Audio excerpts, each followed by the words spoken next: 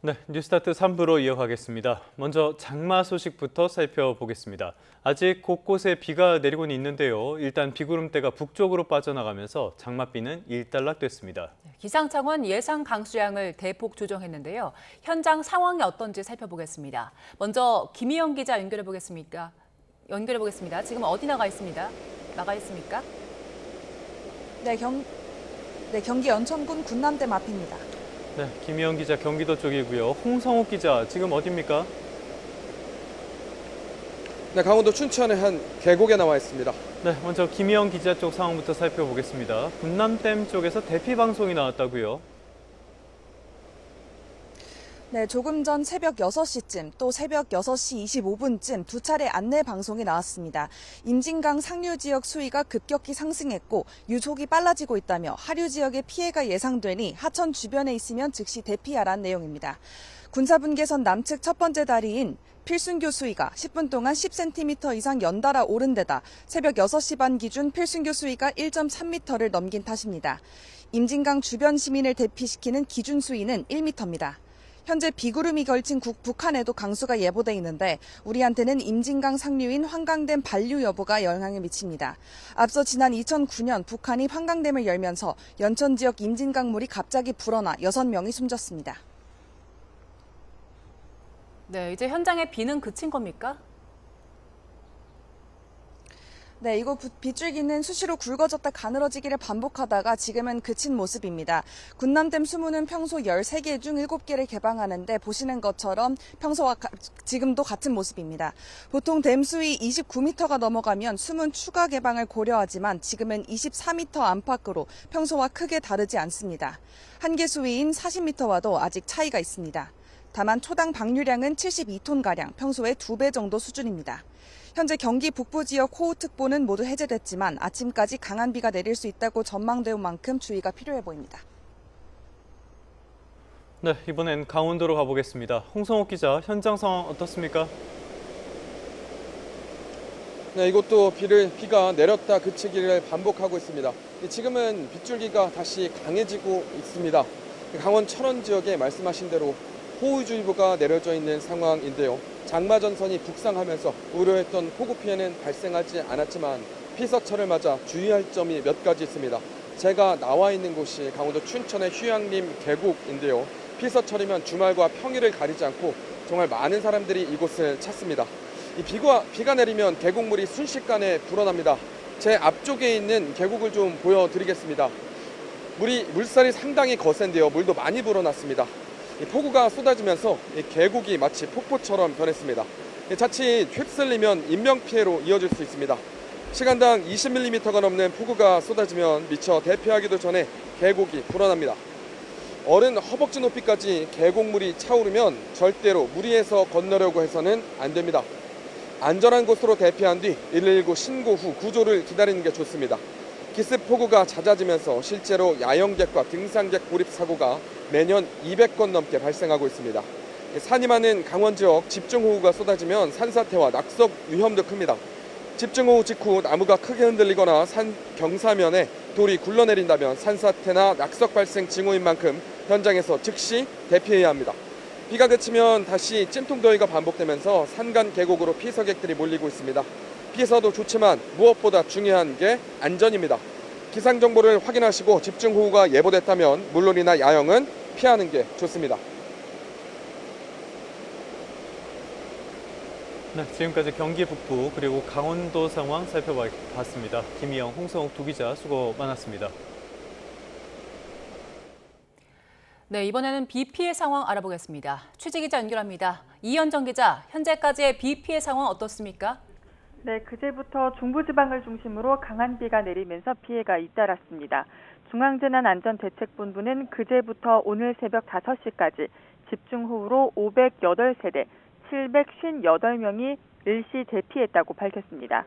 이 가운데 693명은 무사히 귀가했지만 65명은 마을회관 등에 머무르고 있는 것으로 파악됐습니다. 실종사고도 발생했습니다. 어제 오전 10시쯤 경북 영주시 풍기읍 남원천에서 70대 남성이 급류에 휩쓸렸다는 신고가 접수됐습니다. 이에 따라 소방과 경찰은 어젯밤 늦게까지 수색 작업을 벌인 데 이어 오전 6시부터 140명을 투입해 다시 수색을 시작했습니다. 그제부터 이어진 호우로 발생한 시설 피해도 451건에 달했습니다. 이 가운데 나무가 쓰러지거나 도로가 침수되는 등 공공시설 피해가 359건으로 집계됐습니다. 또 주택이 물에 잠기고 파손되는 등 사유시설 피해는 92건으로 나타났습니다. 특히 농작물 피해 면적만 436.2헥타르로 축구장 600여 개 규모의 농경지가 피해를 입었습니다. 북한산과 속리산 등 국립공원 8곳의 156개 구간과 일부 도로 지하차도 통행도 통제되고 있습니다. 다만 군산에서 어청 등 일부 통제됐던 여객선 운항은 오늘 새벽부터 모두 재개됐습니다. 이런 가운데 오늘 새벽부터 경기 북부와 강원 영서 지역에 강한 비가 내리고 있습니다. 또 일부 지역에 산사태 위기경보가 발령돼 있는 만큼 해당 지역 주민들은 피해가 없도록 주의하셔야겠습니다. 지금까지 서울부에서 YTN 이현정입니다. 네, 지금까지 보신 것처럼 비는 대체로 그치는 중입니다. 기상청도 예상 강수량을 대폭 낮췄는데요. 자세한 호우 상황 알아보겠습니다. 고한석 기자, 예상 강수량이 얼마나 줄어든 겁니까? 네, 기상청이 비구름의 이동 경로를 반영해 예상 강수량을 크게 낮췄습니다. 앞으로 강원 북부에는 80mm 이상, 경기 북부에는 60mm 이상, 서울과 인천, 경기 남부에는 5에서 40mm의 비가 더 내릴 것으로 내다봤습니다. 레이더를 보면 비구름은 대부분 북동쪽으로 빠져나갔고 경기 북부 정도에만 남아서 비를 뿌리고 있습니다. 서울 등 수도권과 충남, 강원 북서부의 호우 예비특보는 모두 해제됐습니다. 다만 강원도 철원에는 호우주의보가 계속 발효 중입니다.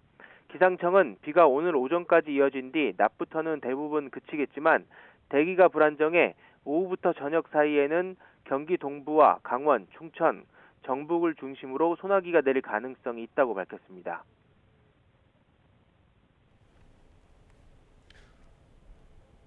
네, 이번 비가 그치면 중부지방에도 폭염이 다시 강해진다고요?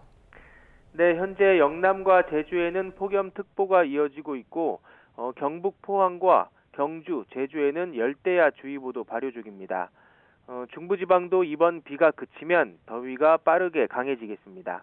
당분간 북태평양 고기압에 이어 상층의 티베트 고기압까지 겹치는 이중 고기압의 영향이 이어질 것으로 보이기 때문입니다. 비가 그친 뒤에는 위험 요인이 호우에서 폭염으로 바뀔 것으로 보여 온열 질환에도 대비가 필요합니다. 지금까지 과학기상부에서 YTN 고한석입니다. 네, 다음 소식입니다. 유재성 경찰청장 직무대행이 장윤기 사건과 관련해 국민께 매우 송구스럽게 생각한다면서 사과했습니다. 검찰의 보안 수사권에 대해서는 국회 논의 사안이라며 원론적인 입장을 밝혔는데요. 사회부 연결해 보겠습니다. 김다은 기자, 유 대행이 어떤 발언을 했습니까? 네, 우선 유재성 경찰청장 직무대행은 오늘 새벽 4시 반쯤 인천공항의 모습을 드러냈습니다. 출장 일정을 앞당겨서 조기 귀국한 건데요. 취재진 앞에선 유 대행은 장윤기 사건에 대한 엄중함을 인식하고 있다며 국민께 송구하다는 뜻을 밝혔는데 직접 들어보겠습니다. 이번 사건과 관련하여 국민 여러분께 심려를 끼쳐드려 매우 송구스럽게 생각을 합니다.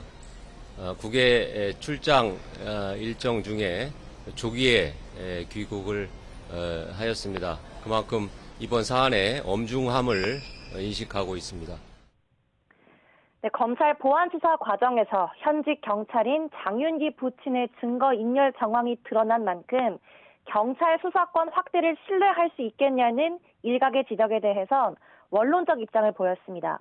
유 대행은 관련해 국회에서 충분한 논의를 거쳐 입법 정책적으로 결정될 거로 생각한다며 경찰도 논의 과정에서 필요한 의견을 제시하겠다고 답했습니다. 오늘 오전 9시 20분엔 경찰 지휘부 화상회의가 예정돼 있습니다.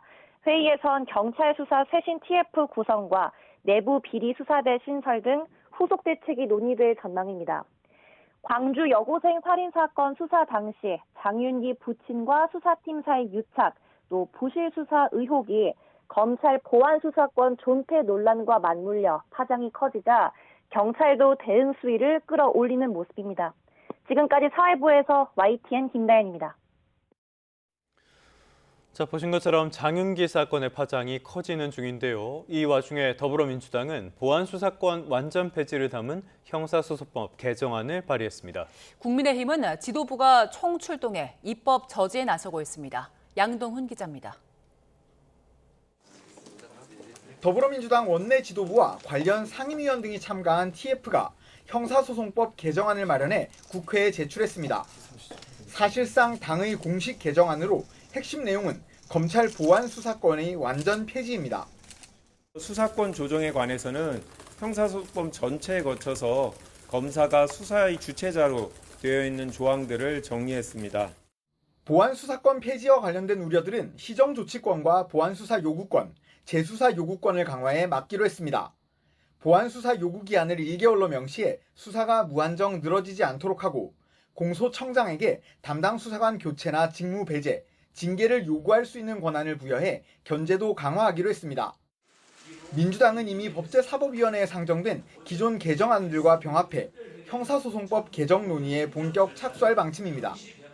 저희 법안 일소위는 일주일에 한 번 혹은 2번 이상 개최하여서 심사를 집중적으로 또 신속하게 진행할 예정이고요. 하지만 국민의힘은 최근 벌어진 장윤기 사건을 고리로 연일 보안 수사권 폐지 반대 목소리를 높이고 있습니다. 특히 장동혁 대표는 한성숙 총리 접견 일정까지 취소하고 장윤기 사건을 따져 묻기 위해 광주경찰청으로 달려갔습니다. 청장 면담은 불발됐지만 보안 수사권마저 없으면 범죄 피해자들의 고통만 더 커질 거라고 거듭 강조했습니다. 이제 어떤 지휘도 통제도 없이 경찰이 무소불위의 권력을 행사하도록 만들겠다는 것입니다. 피해자가 아닌 범죄자 편이냐며 파상 공세도 이어가고 있는데 국회 일정을 거부하고 있는 상황 속 효과적인 대응책은 찾지 못하는 분위기도 감지됩니다. 국민의 뜻을 무시하고 경수완독을 밀어붙이고 이재명 대통령 재판 취소를 강행하겠다는 뜻입니다. 오는 10월 공소청, 중수청 출범에 대비해 서둘러 형사소송법 개정안을 처리하겠다는 여당과 이에 맞서 결사반대를 외치고 있는 야당 사이 대립은 더욱 거칠어질 전망입니다. YTN 양동훈입니다. 고위공직자 범죄수사처의 체포영장 집행을 방해한 혐의를 받는 윤석열 전 대통령이 상고심에서 징역 7년을 확정받았습니다. 12.3 비상계엄 선포 583일 만에 나온 윤 전 대통령에 대한 첫 대법원 판단입니다. 윤 전 대통령은 지난해 1월 대통령 경호처 직원들을 동원해 공수처의 체포영장 집행을 막은 혐의로 같은 해 7월 내란 특검에 의해서 구속 기소됐습니다. 대법원이 통일교 청탁 의혹으로 기소된 건진법사 전성배 씨와 윤영호 전 통일교 세계본부장에 대한 실형을 확정했습니다. 통일교 청탁 의혹 사건 첫 대법원 판결인데요. 김건희 씨의 상고심 결과에도 영향을 미칠 걸로 보입니다. 보도에 임예진 기자입니다. 대법원이 이른바 건진법사로 알려진 전성배 씨와 윤영호 전 통일교 세계본부장에게 각각 실형을 선고한 원심을 확정했습니다. 대법원은 같은 날 진행된 전 씨와 윤 전 본부장의 상고심 재판에서 원심에 문제가 없다고 보고 상고를 모두 기각했습니다. 김건희 특검이 기소한 통일교 청탁 사건 첫 대법 판결입니다. 전 씨는 지난 2022년 김건희 씨와 공모해 윤 전 본부장에게서 교단 지원 청탁과 함께 샤넬 가방과 다이아몬드 목걸이 등 8천만 원 상당의 금품을 받은 혐의 등으로 재판에 넘겨졌습니다. 대법원이 공모자인 전 씨와 금품 공여자인 윤 전 본부장을 유죄로 판단하면서 관심은 김건희 씨의 상고심 재판으로 쏠립니다. 앞서 같은 공소사실로 기소된 김건희 씨의 1, 2심에서 윤 전 대통령 취임 직전인 2022년 4월 제공된 첫 샤넬 가방에 대한 판단이 엇갈렸기 때문입니다. 1심은 단순 선물이라며 무죄로 봤지만 2심 재판부는 통일교가 대선을 지원한 보상을 요구할 것이 예견됐다는 점에서 묵시적 청탁이 있었다고 판단했습니다. 전 씨 사건을 심리한 1, 2심 재판부 역시 묵시적 청탁을 인정했고 대법원에서도 이를 확정한 만큼 김건희 씨 상고심에서도 같은 판단이 나올 가능성이 큽니다. 항소심 판결 이후 3개월 안에 선고하도록 규정한 특검법에 따라 김건희 씨에 대한 대법원의 판단도 이번 달 안에 나올 것으로 전망됩니다. YTN 임혜진입니다. 네, 이번엔 중동 소식 살펴보겠습니다. 미국과 이란의 무력 공방이 사흘째 이어지고 있습니다. 미군은 이란 원전이 있는 지역까지 타격했고요. 이란은 중동 내 미군 기지에 미사일을 발사하면서 전운이 다시 짙어지고 있습니다. 이번엔 미국 워싱턴으로 와보겠습니다. 신윤정 특파원, 미국과 이란의 무력 충돌 상황부터 정리해 볼까요? 네, 현지 시간 9일 이란 남부 주요 해안 도시에서 다수의 폭발음이 잇따라 들렸다고 이란 반관영 메흐르 통신이 보도했는데요. 이란의 유일한 상업용 원전이 있는 부쉐르와 호르무즈 해협의 전략적 요충지인 항구 도시 반다르 아바스에서도 폭발음이 들린 것으로 전해졌습니다. 이란 국영 매체는 미국과 이스라엘 발사체가 부쉐르 외곽의 군 사령부를 타격했다고 보도했는데요. 다만 미 CNN 방송 등은 미군이 현재 새 공습을 실시하고 있지 않다고 보도해서 미군의 추가 공습 여부는 더 지켜봐야 할 것으로 보입니다. 앞서 미군은 지난 이틀간 이란 군사시설 약 170곳을 타격하며 고강도 공습을 벌였는데요. 특히 부쉐르 원전 인근까지 발사체가 날아들었고 핵심 철도 노선 교량과 이란 당국이 전 최고 지도자 알리 하메네이의 안장식을 준비 중이던 마슈아드행 길목의 교량도 미군에 의해 피격된 것으로 전해졌습니다. 이란 보건부는 이틀 연속 미군의 공습으로 이란 전역에서 최소 14명이 숨지고 78명이 다쳤다고 공식 발표했습니다. 트럼프 미 대통령은 이미 군사적으로는 이겼다며 이란이 맞대응할 경우 더 큰 대가를 치르게 할 거라고 경고했습니다. 발언 잠시 들어보시죠. And I say we hit them 20-1. Every time they hit us, we're going to hit them 20. And we did it last night. We did a little something today, but. 이란도 곧바로 반격에 나섰는데요. 중동 내 미군 기지들을 겨냥했습니다. 이란군은 쿠웨이트에 배치된 미국의 패트리엇 미사일 방공 시스템과 카타르 내 군사위성 안테나 기지, 그리고 바레인 내 미 육군 요류 저장소를 조준 타격했다고 주장했습니다. 여기에 요르단의 미군 기지를 향해서도 탄도미사일을 발사하며 보복 범위를 걸프 지역 밖으로 넓혔습니다. 호르무즈 해협 상선 공격에서 시작된 충돌이 미군 기지와 이란 본토 타격으로 번지면서 제한적 충돌을 넘어선 확전 우려가 커지는 상황입니다. 네, 이런 군사적인 긴장이 이어지는 가운데에서도 외교 채널을 다시 가동하려는 움직임이 포착되고 있다고요. 네, 양측 모두 강경한 군사 대응을 주고받고는 있지만 동시에 협상의 문을 완전히 닫지는 않고 있습니다. 트럼프 미 대통령은 전면전으로 이어질 가능성에 대해서는 신중한 입장을 유지하면서 이란이 합의를 간절히 원하고 있다고 주장했습니다. 다만 이란이 실제로 합의를 지킬 수 있는지에 대해서는 의구심을 드러냈습니다. They called a little while ago. They want to make a deal so badly. I just don't know if they're worthy of making a deal. I don't know that they're going to honor the deal. 이란도 긴장 완화를 위한 외교 행보에 나섰습니다. 협상파로 분류되는 아바스 아라그치 이란 외무장관은 핵심 중재 역할을 해온 파키스탄 군 수뇌부와 통화하고 미국이 추가 군사행동에 나서서는 안 된다고 경고했습니다. 또 오만과 튀르키예 외무장관과도 잇따라 통화하며 호르무즈 해협 상황 등을 논의했습니다. 이란 외무부는 당사자들이 긴장 고조를 막기 위해 외교 채널을 활용할 필요성을 강조했다고 로이터 통신은 전했습니다. 이란은 이날 반미 여론 결집의 계기로 삼은 하메네이 전 최고 지도자의 장례 일정도 마무리하게 되는데요. 앞으로 하루 이틀 사이 추가 복복이 확산할지 아니면 중재국을 통한 협상이 복원될지가 이번 사태 중대 분수령이 될 것으로 보입니다. 지금까지 워싱턴에서 YTN 신윤정입니다. 네, 이런 지정학적인 우려 속에서도 뉴욕 증시의 3대 지수는 동반 오름세로 장을 마쳤습니다. 그 중심에는 반도체 기업들이 있었습니다. 정유신 기자입니다. 현지 시간 9일 미국 뉴욕 증시 3대 주요 지수가 일제히 동반 상승하며 거래를 마쳤습니다. 기술주 중심의 나스닥 종합지수는 전장보다 1.30% 오른 26,206.89로 장을 마쳤습니다. S&P 500 지수는 0.81% 상승했고 다우존스 30 산업평균 지수도 0.27% 오르며 거래를 끝냈습니다. AI 열풍에 반도체 기업 주가가 크게 오르며 중동의 지정학적 우려보다 기업 실적에 집중한 영향으로 보입니다. 마이크론이 반도체 공급망 강화를 위해 최대 2,500억 달러를 투자한다는 대형 호재에 반도체 기업들이 상승세를 이끌었습니다. 여기에 SK 하이닉스의 뉴욕 상장에 공모주 청약 수요가 7배 넘게 몰린 것도 투자 심리에 영향을 줬습니다. 공모가가 주당 149달러로 제시될 경우 조달 규모는 우리 돈으로 40조 원에 달해 외국 기업 미 증시 상장 사상 최대 규모가 될 전망입니다. As well as a tremendous amount of new shares coming to the market, first with SpaceX and now with SK Hynix out of South Korea. 사흘째 미국과 이란 군사 충돌 격화에도 국제 유가는 경기 둔화에 따른 원유 수요 위축 우려에 오히려 하락했습니다.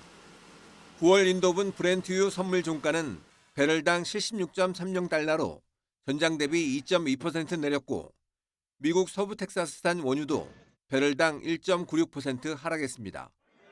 미국 연방준비제도의 고금리 기조가 유지될 경우 경기 둔화로 원유 수요가 위축될 수 있다는 우려가 유가를 끌어내렸습니다. A very material impact on inflation globally, which is why I think this conflict has ramifications all around the globe in terms of prices of all sorts of goods. 호르무즈 해협 불안이 커지면서 원유 수송량이 다시 급감한 데다 우크라이나의 드론 공격에 따른 러시아 경유 수출 전면 금지 조치로 국제유가 변동성은 더욱 커질 전망입니다. YTN 정신입니다.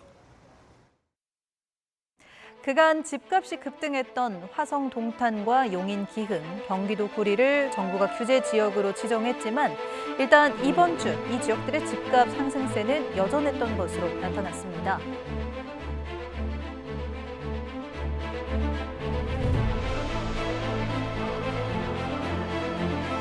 수도권 전세나 내 매매 수요가 몰리면서 지난해 은행권 가계대출 증가폭이 1년 10개월 만에 최대를 기록했습니다.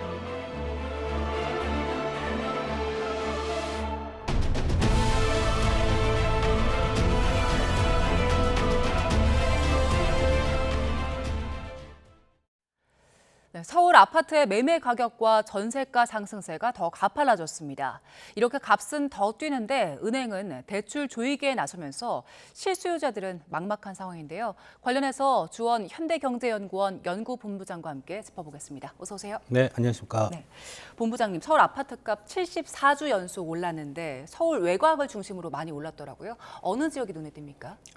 지금 원래는 이제 우리 서울 아파트값 아마 강남 예. 이랬는데요. 지금 올라가는 거는 이제 성북구, 성북구, 구로구 쪽도 많이 오르고, 그다음 광진구, 중랑구 이게 전반적으로 지금 아파트 가격 오름세가 좀 바깥으로 좀 원래는 중심 센터였는데 우리 한강벨트라고 그러죠. 네.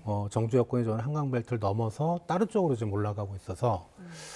전형적인 풍선 효과가 아닐까. 왜냐하면 이제 그런 그 어떤 기존의 강세 지역들은 보면 가격이 많이 높고 또 대출 규제가 지금 같이 들어가고 있잖아요. 그러면 상대적으로 좀 중저가 쪽으로 넘어가게 돼 있고 그런 게 지금 서울 아파트 가격의 변동에 주된 흐름이지 않을까 생각이 됩니다. 현실적으로 좀 내가 살 수 있는 곳에 집중을 한다는 것 같은데 지난번에 3중 규제로 동탄, 구리, 기흥 묶었잖아요. 이 지역들은 집값 지금 흐름 어떻습니까? 그 규제 지역으로 묶이기 전에 이미 이제 그 삼성전자 보너스 얘기 나오면서 들썩거렸습니다. 예. 항상 이제 정부의 대응은 이제 늦죠. 예. 그때 규제 지역으로 묶일 거라고 저를 비롯해서 많은 사람들이 얘기를 했는데 근데 화성동탄도 거기가 핵심인데 오르긴 올랐어요. 근데 증가율 자체는 좀 둔화되는 모습. 그러니까 거기가 핵심이니까. 근데 지금 그 주변 지역, 예를 들어 구리나 용인, 기흥, 그다음에 뭐 남양주. 왜 그쪽까지 오르는지 좀 저도 의아한데. 예. 근데 이게 출퇴근이 가능한 거리일 수가 있거든요. 남쪽으로 해서 이게 서울을 안 거쳐서 차가 다닌다면은 자차로 출퇴근이 가능한 지역이라 그쪽에는 오히려 상승세가 확대되는 모습을 보이고 있습니다. 예, 우려했던 풍선 효과도 조금 나타나는 모습인 건데 지금 매매가 이렇게 오르고 있고요. 전세가도 크게 올랐습니다. 지금 흐름 보니까 2015년 가을 전세 대란 있었잖아요. 그때 10년 만에, 그때 이후 10년 만에 최대 상승폭이라고 하는데 지금 얼마나 오른 겁니까? 지금 서울 아파트는 전세 매물 자체가 없어요. 그러니까 네. 전세 가격이 오른다는 거는 이제 몇 개 거래가 안 되는 거, 그 가격을 이제 내다 보니까 이제 그런 건데, 전세 가격의 상승폭이 이제 올해 누적, 그러니까 1월부터 이제 지금까지 보면 한 5% 정도 올랐고요. 작년 거가 1%밖에 안 되거든요. 예, 작년 전체가요? 그렇죠. 같은 기간입니다. 그러니까 동기간은 이제 올해 1월에서 6월 상반기 정도고 작년 예. 상반기는 같은 기간인데 그 정도로 지금 급격하게 전세 가격이 오르는데 문제는 지금 전세 가격 오른 거는 가을 이사철 수요를 겨냥한 거거든요. 예. 이게 여름이 지나고 이제 초가을 접어들면 전세 물량이 그때도 없을 거거든요. 급등할 수 있습니다. 예. 그럼 이사철 대란이 발생할 수 있는 서울 지역 같은 경우는 이제 그런 분위기가 좀 잡히고 있습니다. 네. 그렇다 보니까 뭐 집도 안 보고 계약한다는 분들도 계시더라고요. 이거 그럼 장기화되는 겁니까? 지금 서울시의 어떤 주택 공급 정책도 그렇고 정부가 내놓은 정책도 그렇고 보면 당장 물량이 나오기는 어려워요. 예. 지금 계획이니까 토지도 정비해야 되고 매입도 해야 되고 뭐 인프라도 고려를 해야 되고 그다음에 이제 시행사도 선정해야 되고 이러면은 한 3, 4년 후딱 가거든요.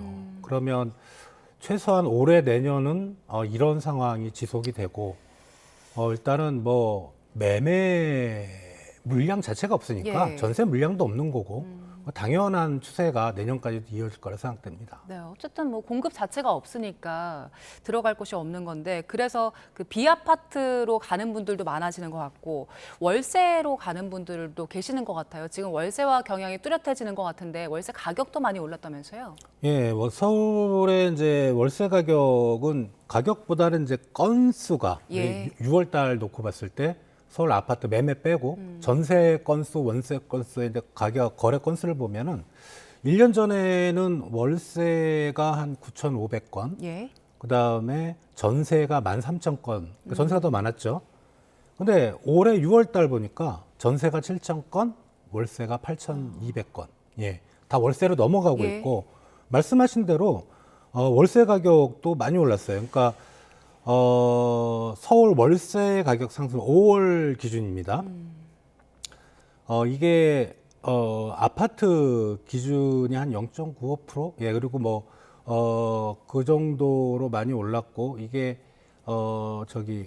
보증금 빼고 예. 월세 가격만 해도 월세 신규 계약 그 보증금이 아닌 매달 예. 내는 가격 그게 2년 전에 월세 가격이 한 109만 원, 근데 올해는 한 140만 원. 예. 예, 많이 올랐습니다. 그러니까 이거는 왜 그러냐면 전세 쪽에 이제 물량도 없지만 그쪽에 규제가 있잖아요. 네. 실거래. 예. 실거주.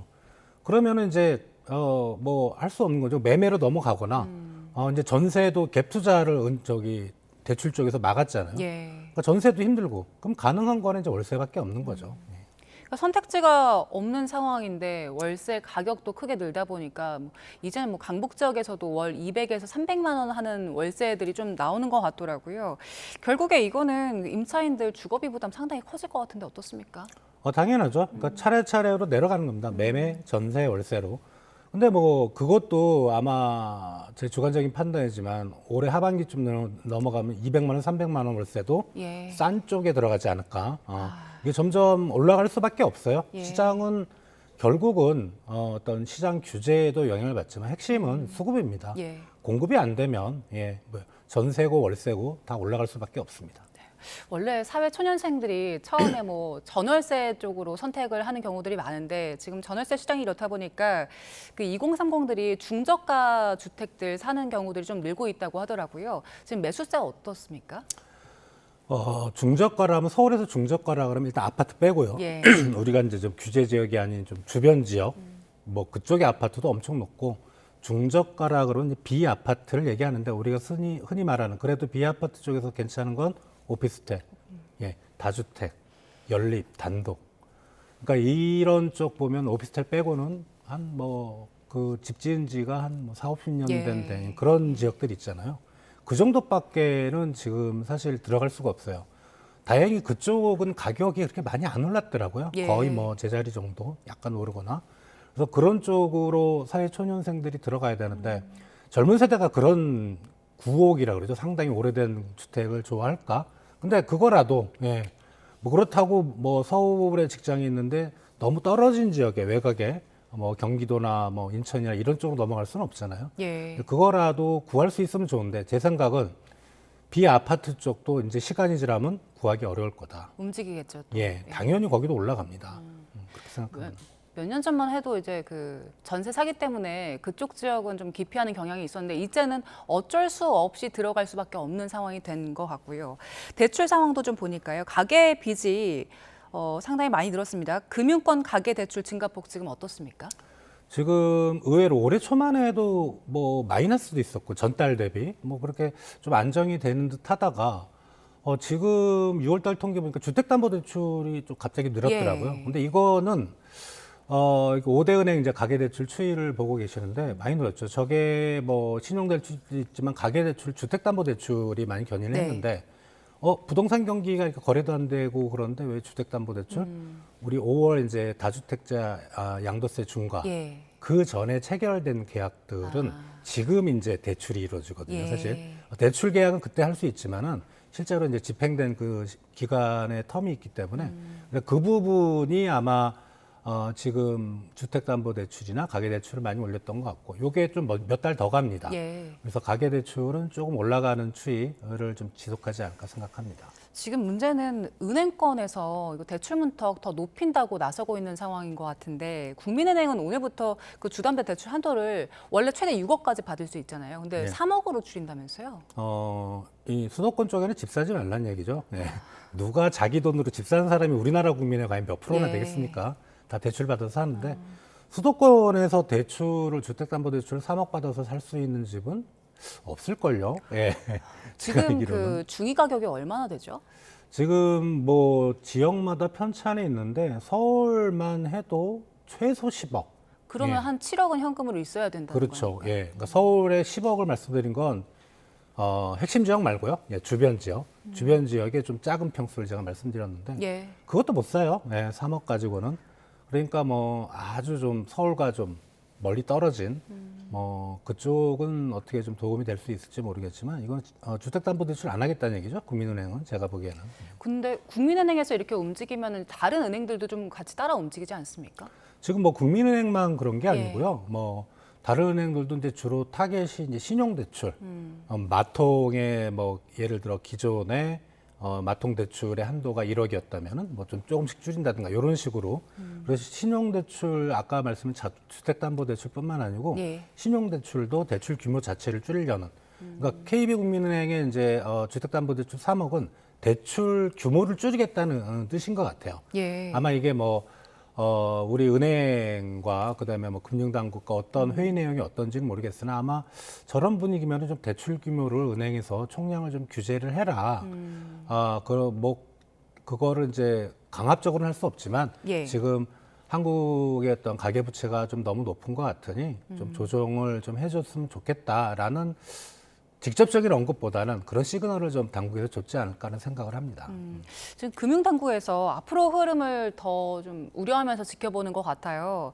추가 규제 가능성도 있는 것 같은데 삼성에서는 그 사내 대출 해주기로 했었잖아요. 이런 부분들 직접 규제는 못하지만 좀 우려를 표할 수 있습니까? 그렇게 우려를 표했다고 이제 언론에서 발표가 되는데 일단 못합니다. 예, 그거는 그 회사 사정이고 예.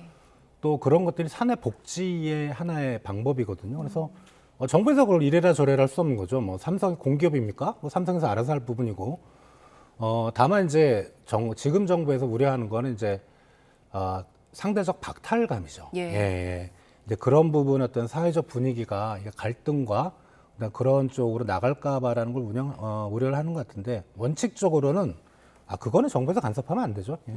뭐 해주든 말든 뭐 금리를 제로로 만들든 아닌 높이든 그거는 뭐 그 회사에서 알아서 해야 될 문제라 저는 개인적으로 그렇게 정부에서 그거에 대해서 뭐라고 하는 거는 좀 반대입니다. 예, 본부장님 말씀하신 것처럼 지금 이제 문제는 결국에 양극화가 더 심화되기 때문에 사회적인 박탈감 커지는 이 부분일 텐데 이 부분에 대해서도 지금부터 어느 정도 좀 대책 내놔야 되는 거 아닙니까? 사회적 양극화는 뭐 하루 이틀 나온 얘기는 예. 아닌데 사실 이제 대부분 잘 모르는 분들이 많은데 지금 소득 양극화잖아요. 예. 뭐 삼성 성과가 6억 받았는데 삼성의 전자의 어떤 부분은 제가 잘 모르는데 성과급을 600만 원. 예. 소득보다 더 심각한 게 자산 양극화 같아요. 예. 소득 양극화는 자기가 어떻게 좀 기회만 생기면은 바꿀 수 있는 부분이 있는데 자산 양극화는 사다리를 아예 걷어차 버렸어요. 부모님 사회적 도움 분위기가. 없으면 이제 못 사는 거잖아요. 지금 사회 초년생들이 서울뿐만 아니고 수도권 지역에 자기 돈 주고 살 수 있는 그런 능력 있는 사람이 몇 명이 되겠어요. 다 정부가 증여를 하든 뭐 상속을 하든 증여세를 엄청 물더라도 부모가 재산이 있으면 들어갈 수 있는데 근데 그런 사람들은 극히 일부분이고 그렇지 못한 사람들이 대부분인데 그런 30대, 20, 30대 청년들이 그렇게 들어가 있는 사람들 보고 얼마나 부러워하겠어요. 예, 그게 결국은 어떤 사회적 갈등의 시초가 된다고 생각합니다. 네, 이 상황이 계속 심각해지고 있는 중이어서 앞으로 정부에서도 좀 더 유의 깊게 지켜봐야 될 것 같습니다. 자, 지금까지 주원 현대경제연구원 연구본부장과 함께 알아봤습니다. 고맙습니다.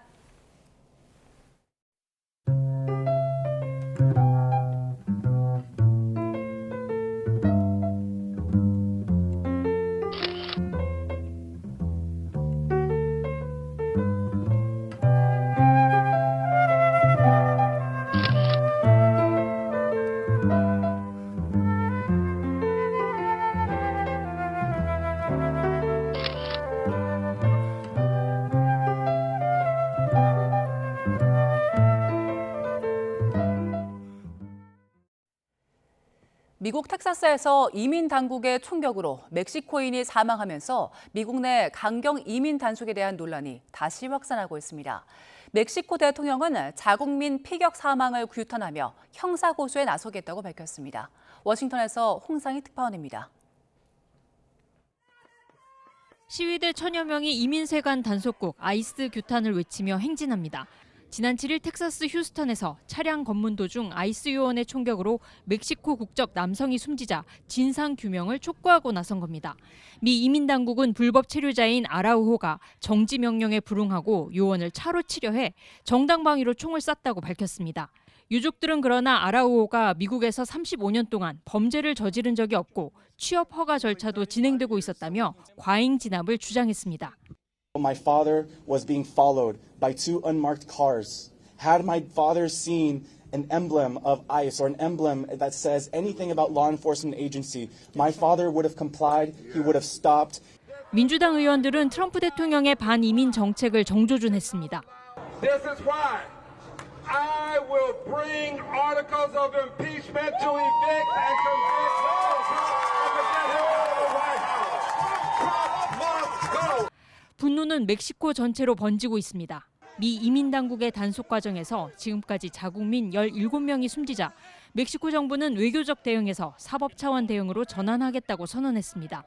셰인바움 멕시코 대통령은 미국에서 형사 고소를 제기하겠다고 밝혔습니다. No podemos ser omisos frente a los mexicanos que han fallecido en operativos de ICE o que estaban detenidos. 중간 선거를 앞두고 트럼프 행정부가 이민 단속 확대로 지지층 결집에 나선 가운데 올해 초 미네소타주에 이어 다시 총격 사망 사건이 일어나면서 이민 단속 논란이 확산하고 있습니다. 워싱턴에서 YTN 홍상입니다. 네, 스포츠 뉴스입니다. 대투수 류현진, 김광현의 신인 시절과 비교될 만큼 전반기 프로야구에서 돌풍을 일으키고 있는 투수가 있습니다. 바로 두산의 20살 최민석 선수가 그 주인공인데요. 프로 2년차에 전반기 다승과 평균 자책점 1위에 오르면서 야구 팬들의 기대를 한 몸에 받고 있습니다. 양시찬 기자입니다. 최민석이 삼진 처리하는 장면입니다. 타자 바깥쪽 스트라이크 존 모서리에 아슬아슬하게 걸치거나 스트라이크 존 한복판에 꽂히는데도 타자들이 움찔하며 뒤로 물러나기도 합니다. 최민석 특유의 투심 패스트볼의 다양한 움직임 때문인데 스스로 터득한 자신만의 방법으로 여러 구종 효과를 내고 있습니다. 최민석 앞에서 타자들이 방망이 한번 제대로 휘둘러보지 못하고 돌아설 수밖에 없었던 이유입니다. 그냥 옆으로만 가게 하고 싶을 때는 그냥 몸에 힘 좀 빼고 약간 그냥 옆으로 좀 회전하는 느낌으로 좀 던지고 좀 밑으로 좀 스플리터처럼 좀 가게 하고 싶을 때는 그냥 좀 낮게 보고 좀 더 위에서 아래로 좀 누르려고 하는. 전반기 9승 2패에 평균 자책점 2.33. 최민석은 각 팀 외국인 에이스들과 류현진, 곽빈 등 리그를 대표하는 투수들을 모두 제치고 개인 순위 최상단에 이름을 올렸습니다. 겨우 20살, 프로 2년 차에 불과하지만 ABS를 누구보다 영리하게 이용할 뿐 아니라 경기 중에 스스로 문제점을 고치면서 매 경기 성장하고 있습니다. 공이 우타 머리 쪽으로 가면은 이게 팔이 벌어진 거니까 좀 거기서 팔 스윙을 좀 줄인다든지 뭐 아니면 뭐 하체를 좀 더 빨리 쓴다고 뭐 하든지 아니면 좀 몸에 힘을 뺀다든지 약간 그런 느낌으로 좀 즉각 좀 마운드에서 대처를 하려고 최대한. 류현진과 김광현 등 한 시대를 풍미한 레전드 선수들과 비교되는 최민석의 눈부신 활약이 어디까지 이어질지 야구 팬들의 관심과 기대도 더 커지고 있습니다. 어렸을 때부터 항상 최고가 되는 꿈을 항상 꿔왔기 때문에 지금 뭐 잘하고 있는데 지금보다 더 높은 곳에 갈 수 있도록 항상 더 열심히 하려고 노력하고 있고. YTN 양시창입니다. 프로야구 삼성이 LG를 승률 1위 차로 따돌리고 올 시즌 프로야구 전반기를 1위로 마무리했습니다. 삼성은 대구에서 펼쳐진 올 시즌 전반기 마지막 경기에서 강민호의 결승 타점과 김영웅의 쐐기 홈런포에 힘입어 LG를 6대5로 물리쳤습니다. 51승 2무 32패를 기록한 삼성은 52승 33패를 기록한 LG의 승률 2위 차이로 전반기 1위를 차지했습니다. 삼성이 10개 구단 체제에서 전반기 1위를 차지한 건 지난 2015년 이래 11년 만입니다. 네, 끝으로 출근길 날씨 살펴보겠습니다. YTN 야외 스튜디오 연결합니다. 원희다 캐스터. 네, 원희다입니다. 네, 일단 장마는 마무리된 것 같네요. 서울은 비가 내리지 않고 있는데 다른 지역 상황은 어떻습니까? 네, 현재 경기 북부와 강원 북부를 중심으로 비가 내리는 곳이 있습니다. 다행히 예상했던 것보다 비구름이 강하게 발달하지는 않았는데요. 그래도 비로 인해 도로가 미끄러울 수 있어 해당 지역에 계신 분들은 출근길 교통안전에 각별히 유의하셔야겠습니다. 네, 그럼 다른 지역은 장맛비가 그친 겁니까? 네, 우선 오전이나 낮까지는 곳에 따라 비가 내릴 수 있겠습니다. 이후에는 장맛비가 소강 상태에 들겠는데요. 다만 무더위가 본격적으로 기세를 올릴 전망입니다. 그럼 자세한 레이더 화면부터 살펴보도록 하겠습니다. 비구름이 북쪽으로 빠르게 이동한 모습입니다. 강원도 철원에 내려졌던 호우특보도 해제됐는데요. 다만 이어서 소나기 예보가 나와 있습니다. 경남 서부 내륙은 오후까지, 그 밖에 내륙 곳곳으로는 오후부터 소나기가 지나겠는데요. 장맛비로 이미 지반이 약해진 가운데 강한 소나기가 쏟아질 수 있어 추가 피해 없도록 조심하셔야겠습니다. 경북 일부와 제주도 동부에 열대야 주의보가 내려진 가운데 현재 포항 25.9도를 나타내고 있고요. 서울은 24.7도로 열대야 수준을 보이고 있습니다. 한낮에는 서울 29도, 대구 33도 등 어제보다 1도에서 5도가량 높겠고요. 영남 지방을 중심으로 내려진 폭염특보가 곳곳으로 확대할 가능성이 있겠습니다. 주말부터는 서울 등 중부지방에서도 열대야와 33도 안팎의 찜통더위가 기승을 부릴 전망입니다. 오늘 오전까지 중부지방에는 강한 바람이 이어지겠고 이후 소나기가 내리는 지역에서도 벼락과 돌풍을 동반할 수 있겠습니다. 시설물 피해 없도록 주의하시기 바랍니다. 지금까지 YTN 원희다입니다. 네, 7월 10일 YTN 뉴스타트 모두 마무리하겠습니다. 잠시 뒤 뉴스업이 이어집니다. 시청해주신 여러분 고맙습니다.